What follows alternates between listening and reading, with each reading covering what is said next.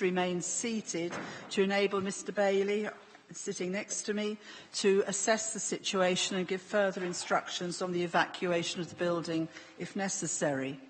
Tonight's proceedings will be webcast by the Council, but if anyone else is intending to record these proceedings, can you please let me know now?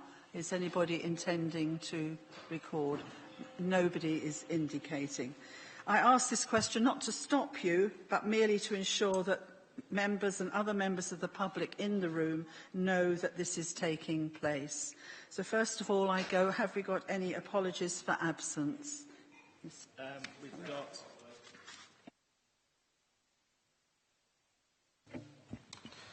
Councillors Bryce, Perry, Cox and Garland. Thank you. And substitute members? Councillor Ring, if I start with you. Sorry, could I just come in now? Councillor Annabel Blackmore has just rung me to say she's on her way. So I just wanted to let you know, Chairman. In any case, Councillor Ring, shall I start? Yeah, thank you. Covering for Councillor Bryce. Thank you, Chairman. For Councillor Perry. Councillor Butler for Councillor Garland. Thank you. Councillor English for Councillor Cox.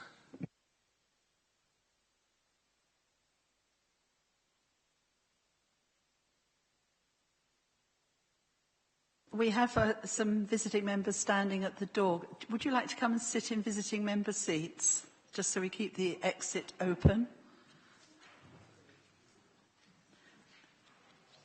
Right, there is an urgent update relating to agenda item 16, the call-in of the decision of Heritage, Culture and Leisure Committee, which is the disposal of land adjacent to Gallagher Stadium.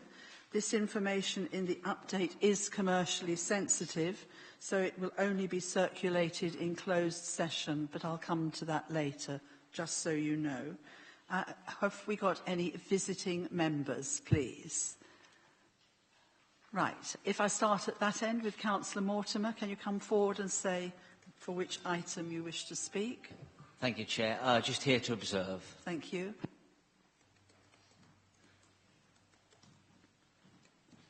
Councillor Joy, also here to observe item 16. And next in line. Thank you. Oh, yes. Yeah. Councillor Atkinson for item 16. I'd like to speak as well, please. Yes, that's fine.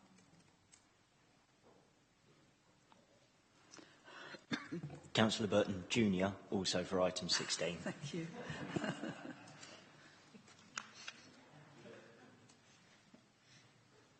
Councillor Nagy, item 16. Thank you.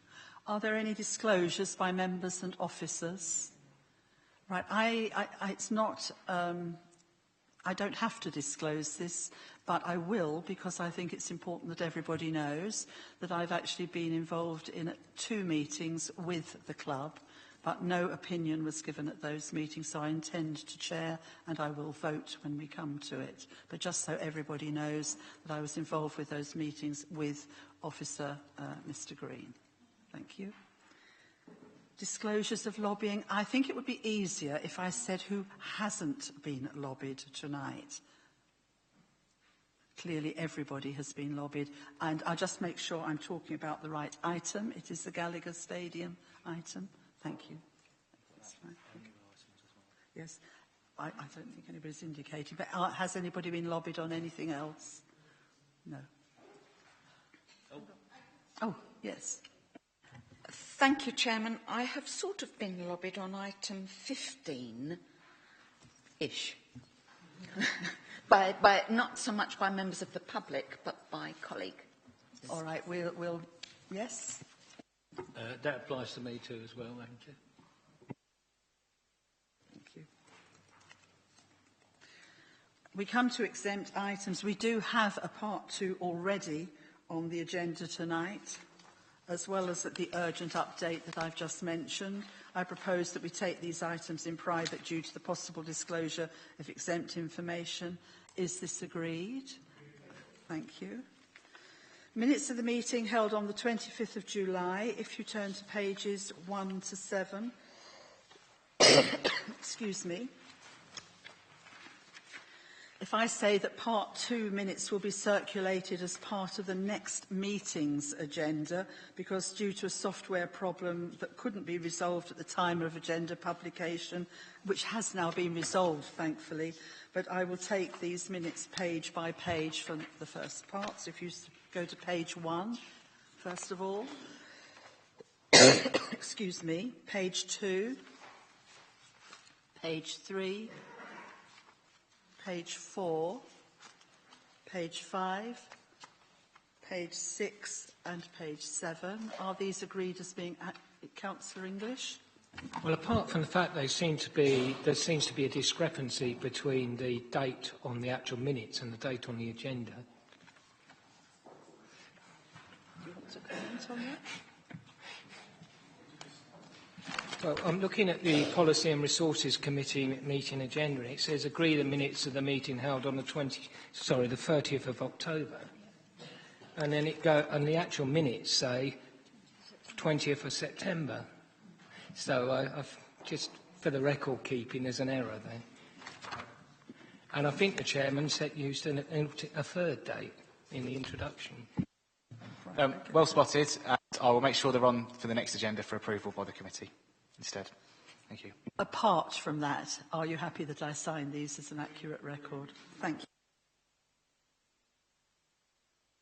We have no petitions tonight, as far as I'm aware, and no question and answer sessions from members of the public. I will do the committee work programme first, so if we can go to Mr Green, if you would like to go through that. Thank you, Madam Chairman. Just a few updates to let you know about. The first and fifth items, collection fund adjustment and tax base, will be considered as a single report at the December meeting. There are another 2 items that will be taken together, which is the office accommodation strategy and new ways of working. These are shown as being December, but they'll actually go to the January meeting, if that's okay. And finally, David Tibbett has retired, and so where it says David Tibbett in the report authors, that should read Lucy Stroud now. Members, for future reference, I've asked, because there is space here, if we can have the report titles numbered down the side of the page, because I think that will happen at every committee now, because it makes it far quicker to be able to identify with this rather small print where you're actually looking. Members, in view of the number of visitors we have tonight, with your agreement, I propose amending the order of business so that we take the call-in item first. Is that accepted? Members? Thank you. In that case, could I ask the 3 councillors who actually signed the call-in form to come to the 3 chairs at the front? You'll find the item on pages 63 to 77 of your papers.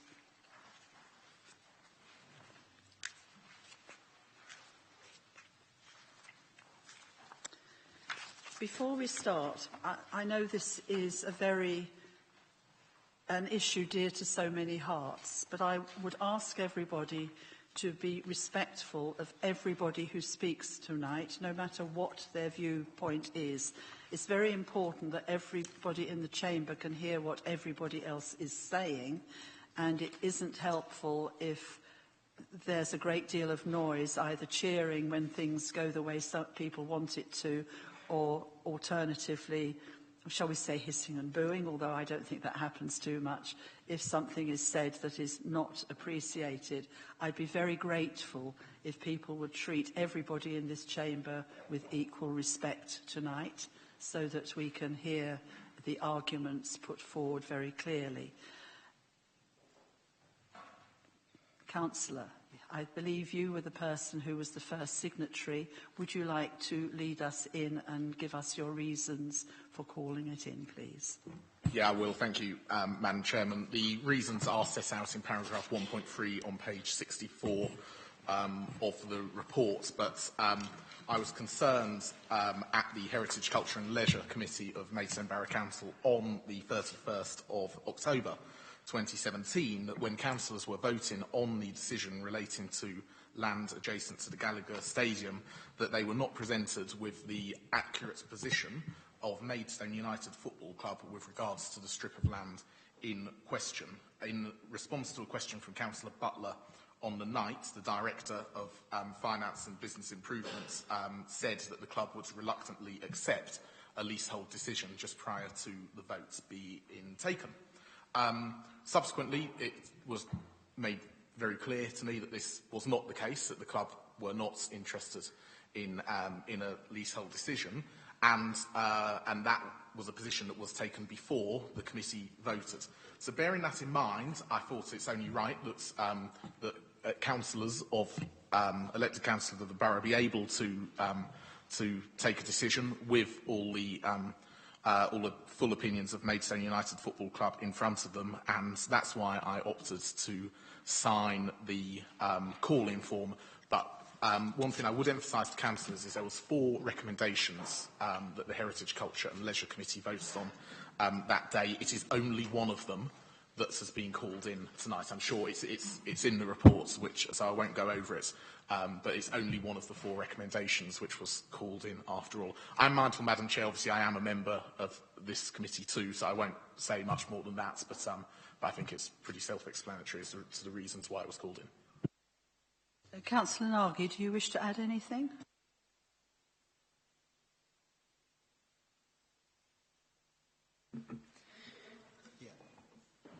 Am I on? Thank you, members. Thank you, Madam Chairman. My reasons for signing the call-in of this decision are not dissimilar from Councillor Borton's, so I won't go over them in too much detail, but I feel it's important that, especially given the strength of feeling that is quite visible in black and amber behind me this evening, that this committee has the opportunity to review the decision with all of the information in front of them, including the perspective of the club themselves. I also think it's important, now I'll disclose here, I'm a supporter of the club, albeit a self-admitted New Age supporter. I'm wearing the wrong scarf this evening, unfortunately.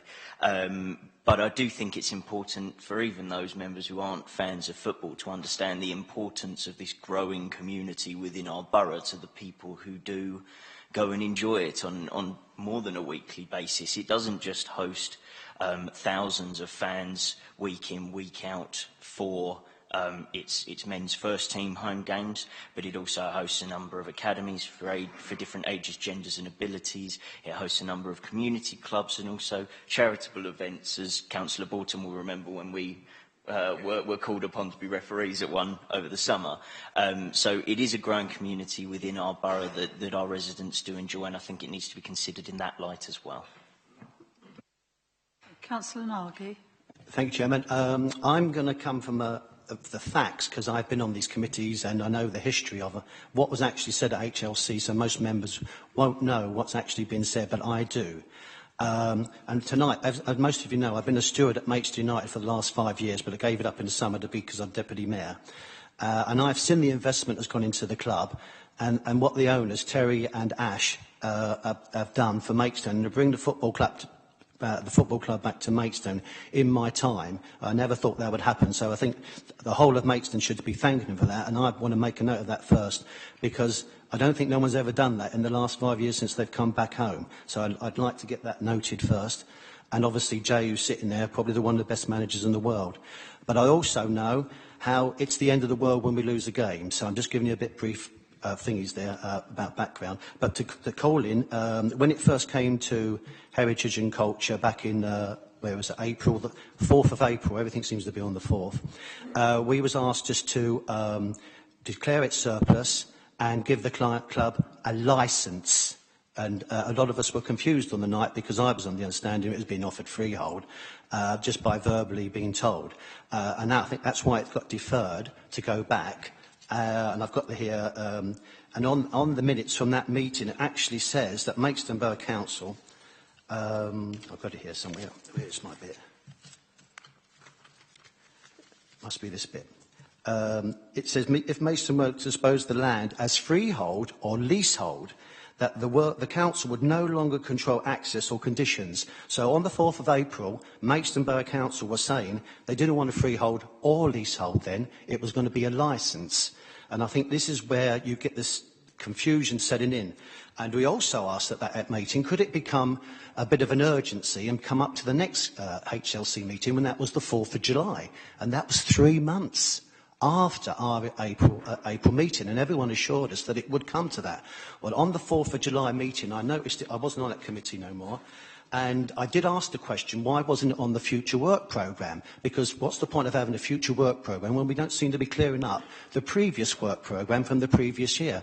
And I got told, because I'm the member that asked the question, on other particular note was the issue which related to the strip of land adjacent to Maidstone United football ground, which would have to go to Policy and Resources Committee first, and then be considered by the committee if appropriate. So where that came from, I don't know, because everyone had been waiting for a decision. Councillor Nagy, I don't think everybody wants to know everything that's happened for the last X number of months. No, I'm just covering these three meetings. I agree with you that what we need to do tonight is seek clarity across the board, and we have to make a decision tonight so that this does not drag on. So I agree, but I don't think we need to go into every detail. Well, I'm only covering the meetings so people in the room know the history. So I've nearly finished now. Yes, I think we need to move on, because we really do need to get down to the nitty-gritty of what we've actually got to discuss tonight, and it's a very serious decision we have to make. Well, I didn't know. I thought I had the time, so I haven't quite finished. We don't have a time, Councillor Nagy, but what I'm trying to say is I don't think it's helpful when everybody's actually had opportunity to see a whole raft of emails. There's been a lot of stuff going backwards and forwards. Yeah. What interests me is what interests you, and that is that we have a full, free and fair debate tonight and move forward. That's what matters tonight. Well, I was going to ask the members to support the club and trust the club and buy this, and hopefully they can buy this bit of land freehold once the price is agreed. Thank you. Councillor Blackmore, yes, would you turn your mic off, please? Councillor Blackmore, you've arrived. Could I just ask you whether you have any disclosures to make? Only, Chairman, that I have been lobbied on this particular item, but I'm sure everyone has. Thank you very much. Mr Green, do you want to respond at this point, please? Yes, thank you, Madam Chairman.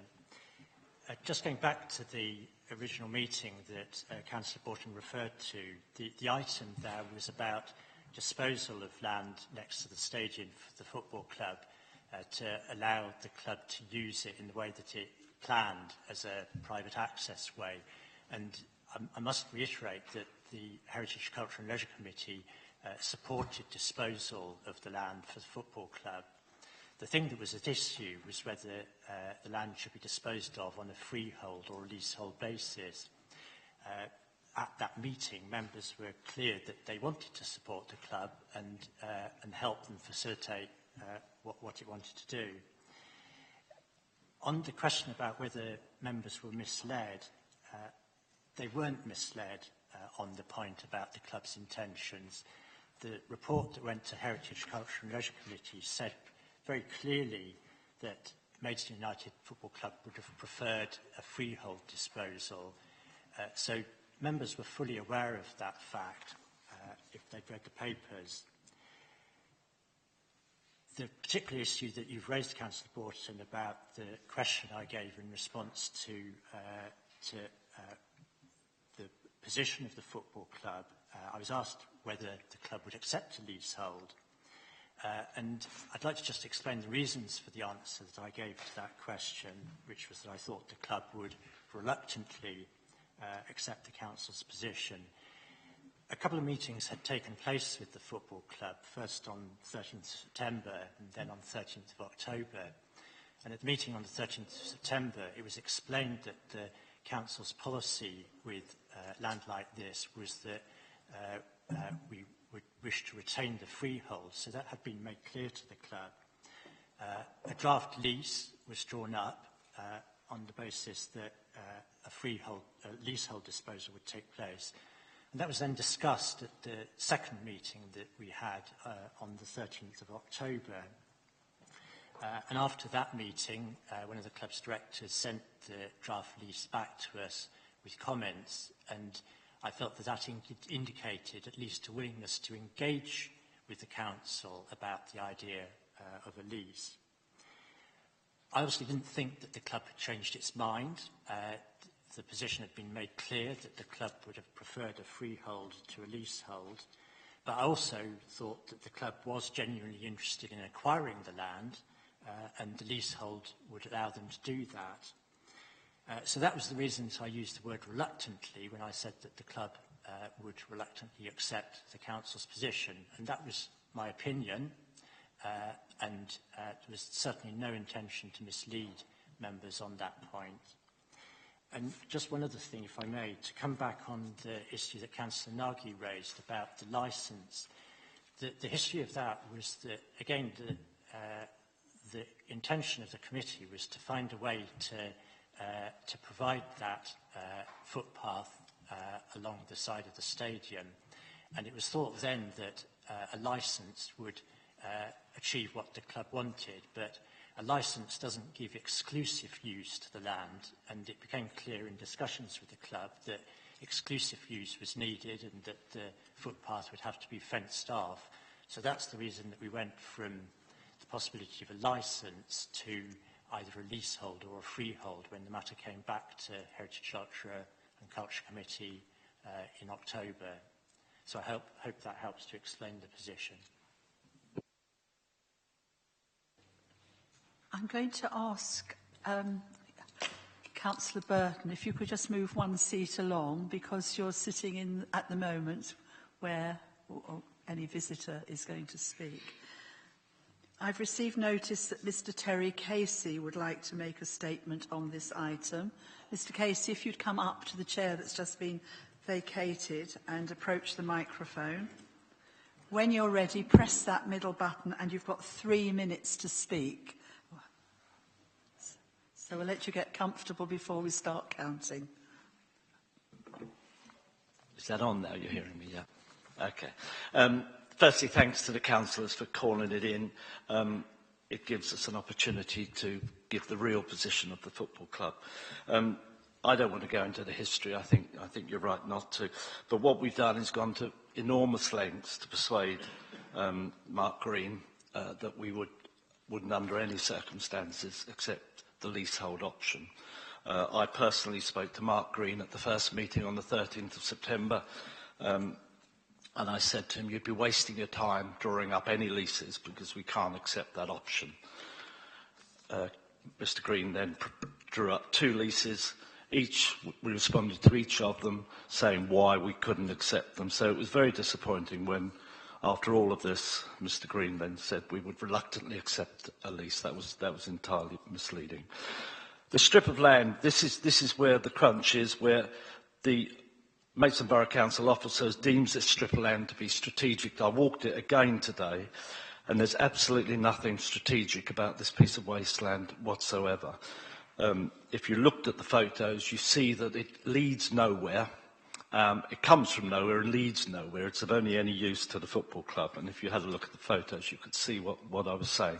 At the north end, we're about 20 metres away, or maybe even more away from that path that leads up to the bridge. So it's again misleading for Mr. Green to be saying that this is an integral part of the pathway into the town centre. It's not. It doesn't go to the town centre, and it doesn't go to the Millennium Park either. It doesn't even come close to going to the Millennium Park. It has no connection or correlation with that at all. When we were told on the 1st of September that we should consider buying the freehold, this is 1st of September 2016, we had it valued by Sibley Pears, the local valuers. They came up they had done a comparable, and they came up with a value of £588 as a ransom strip, which is we're being held to ransom here. Harrison's, the Maidstone Borough Council surveyors, they didn't visit the site, but they valued it at £5,000, and they stated in their report, this is the Borough Council surveyors, the land in question would appear to have very limited alternative use and would, on the face of it, be be of little value to the council. The disposal of land policy, I've just heard, has come in subsequent to our first application to buy this land. The council has got miles and miles of discrepancy and common sense they could apply here, because this land is utterly useless to anybody except the football club. And I would urge you to back up all the words that you say of support for the football club by actually showing some tangible act of support. And we're not asking for something for nothing. We want to pay the market value for a piece of land that's useless to everybody except us.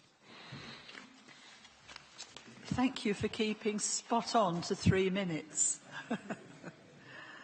Councillor Atkinson, I believe you wish to speak. If you'd come to the microphone, please.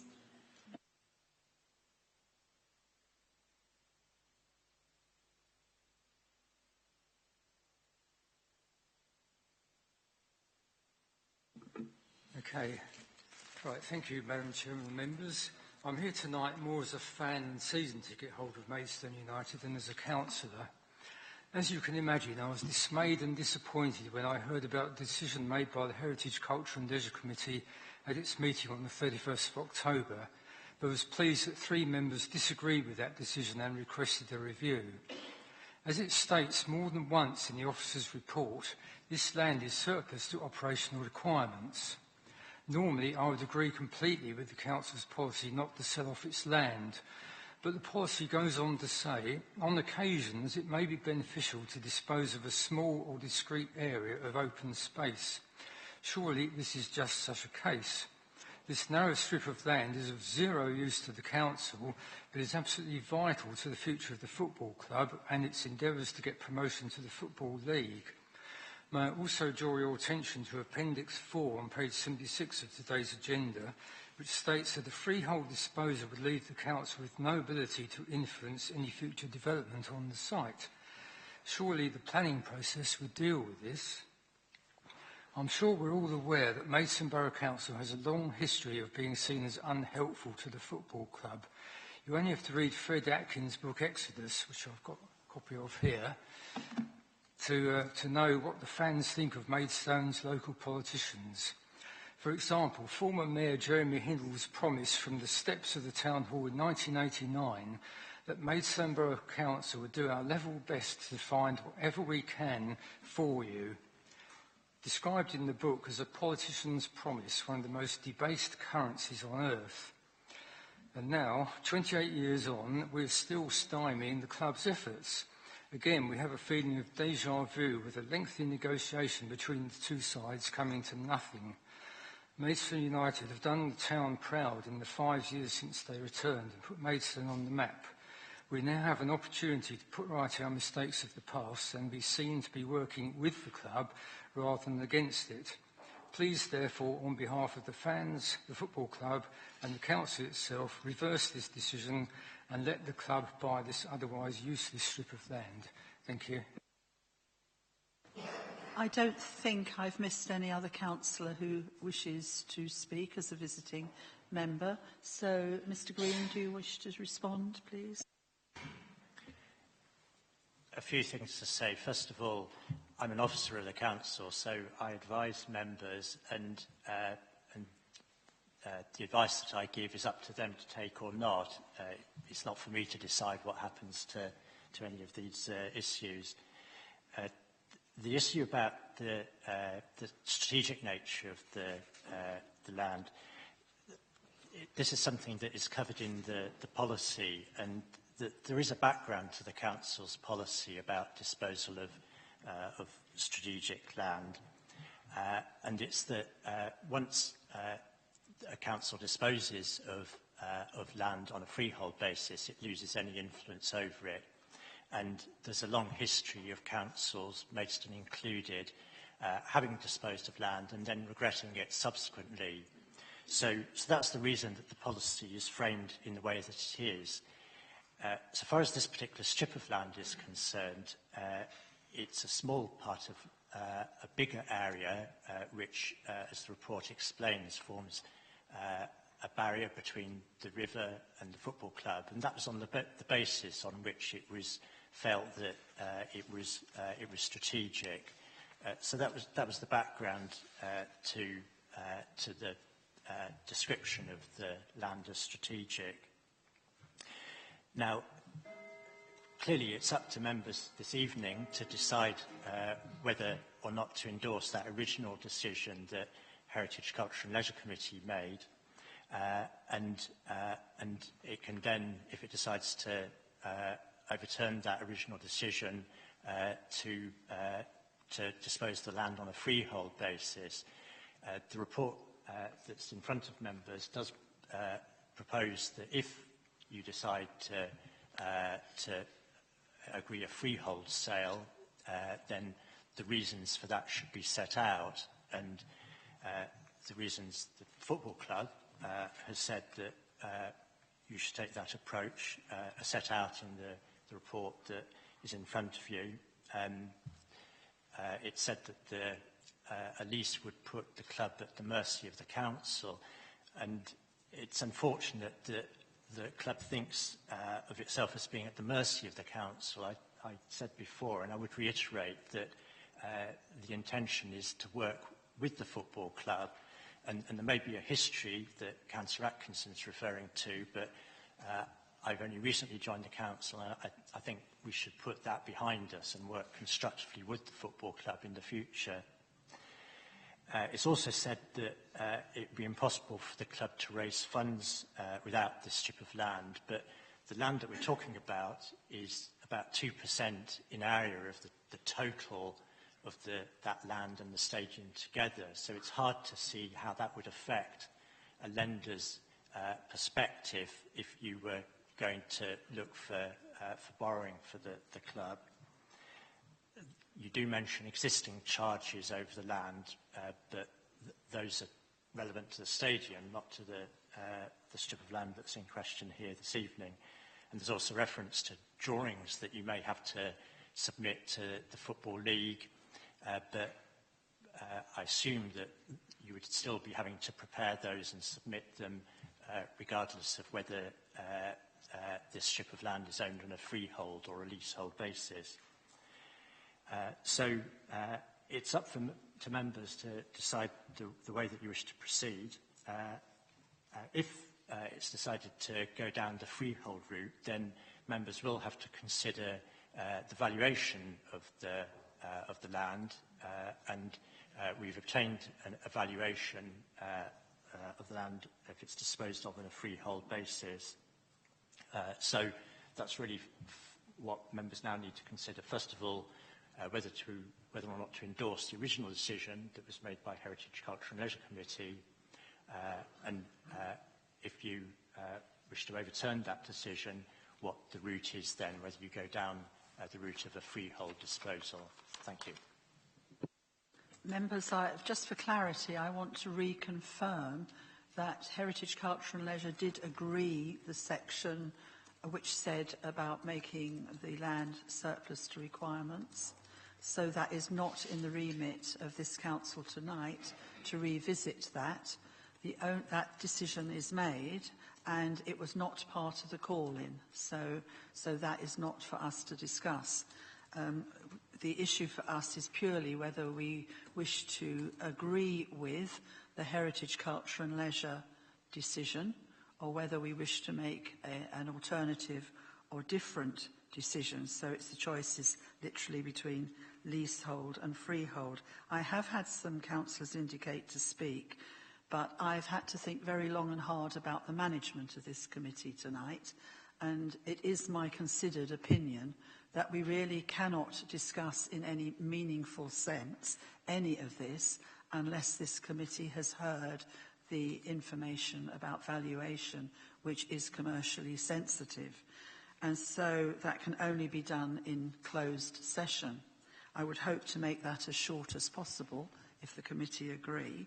I'm going to ask if somebody will second that. Thank you. Then I will read out exactly what I'm going to say and then ask you if the committee as a whole will actually go with that.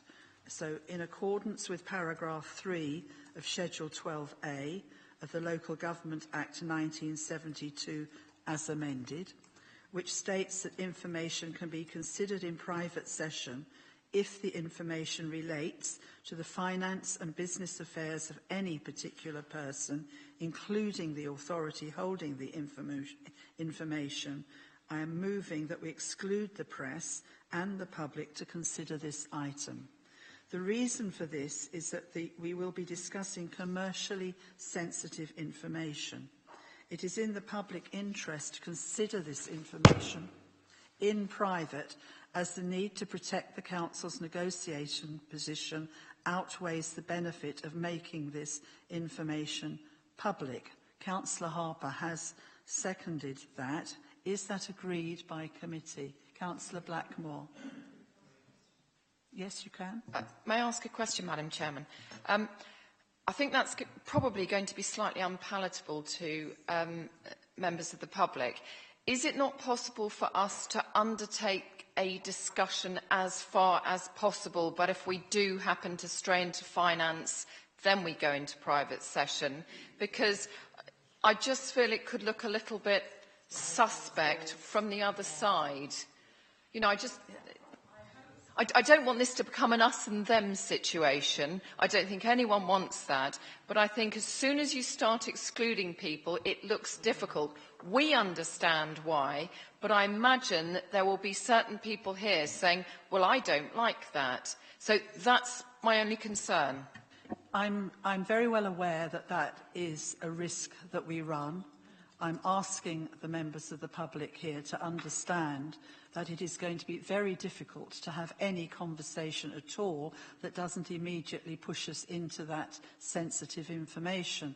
I'd prefer to ask the members of the public to go into room B, to make that information available here as quickly as possible. I don't want us to get bogged down in hours of discussion in private session. And for members of the public to understand, I am adamant that we will not discuss in private anything that should and is for public hearing. So with that in mind, I'm going to, unless there's a further question, I'm going to ask the committee, if obviously I've got a mixed view, to actually indicate whether they will accept going into part 2 at this point in time. Will you indicate, please, if you agree with doing so? Thanks. 10. Those who are opposed to that, please indicate. And anybody abstaining at this point? No, that is carried. So I would ask the members of the public, please, and we will be as quick as we can, to go into room B. Councillor Nagy and Councillor Burton, you are members, you can't take part in any discussion, but you can stay and hear the information as visiting members, if you wish. All right. Okay, it's entirely up to you.